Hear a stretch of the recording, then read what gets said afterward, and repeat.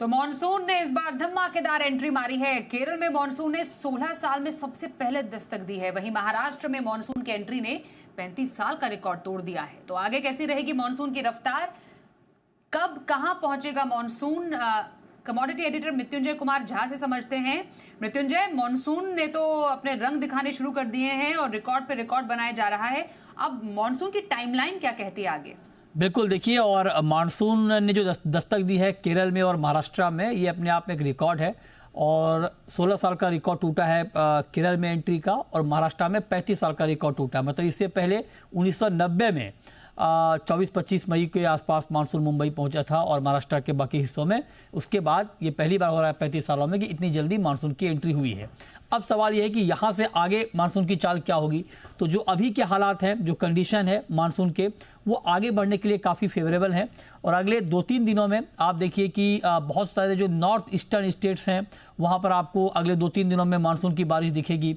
इसके अलावा कुछ और महाराष्ट्र के हिस्से, कर्नाटक, बेंगलुरु सहित आंध्र प्रदेश और तमिलनाडु के जो बाकी बचे हिस्से हैं, वहाँ पर भी अगले 2-3 दिनों में आपको मानसून की बारिश दिख सकती है। तो मतलब ये कि यहाँ से भी मानसून के आगे बढ़ने के जो हालात हैं वो बिल्कुल अनुकूल हैं। मतलब यहाँ से भी मानसून में अच्छी रफ्तार आगे दिखेगी। लेकिन हो सकता है कि 7-8 दिनों की अच्छी रफ्तार के बाद उसके बाद थोड़ा वीक पड़े मानसून। लेकिन अभी जो कंडीशन है वो काफ़ी फेवरेबल है, अच्छी बारिश यहाँ पर होने की उम्मीद जताई गई है।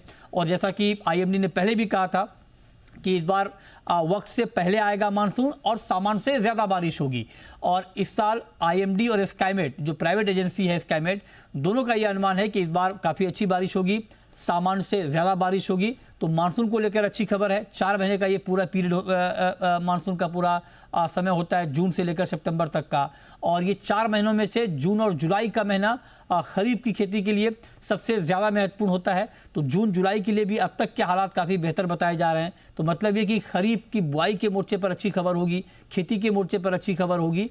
और कुल मिलाकर जो एक जो इकोनॉमी के लिए कहा जाता है वो बड़ा बूस्टर का काम मानसून करेगा। क्योंकि जब मानसून अच्छा होता है तो इकोनॉमी को बूस्ट मिलता है, डिमांड बढ़ती है, खेती बाड़ी अच्छी होती है, रूरल इनकम बढ़ती है। तो उन सब बातों को देखते हुए बहुत अच्छा प्रोग्रेस अभी मानसून का दिख रहा है। लेकिन हाँ, एक बात मैं आपको और बताना चाहूँगा कि ये बात भी आप ध्यान में रखें कि मानसून का जल्दी आने से आगे बारिश की चाल का कोई संबंध नहीं है। मतलब इसका मतलब ये नहीं कि मानसून जल्दी आ गया तो आगे क्या कुछ बारिश पे इंपैक्ट होगा, इससे उसका कोई कोरिलेशन नहीं है। कई बार ये होता है कि मानसून बहुत जल्दी आता है लेकिन आगे रफ्तार थोड़ी धीमी हो जाती है। हालांकि इस बार ऐसे संकेत अब तक मिले नहीं हैं।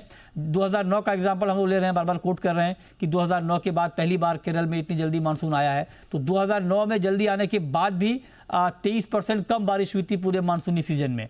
तो ये बात भी हमें ध्यान में रखनी चाहिए। हालांकि इस बार के जो फोरकास्ट है बहुत अच्छे हैं, अच्छी बारिश की उम्मीद है।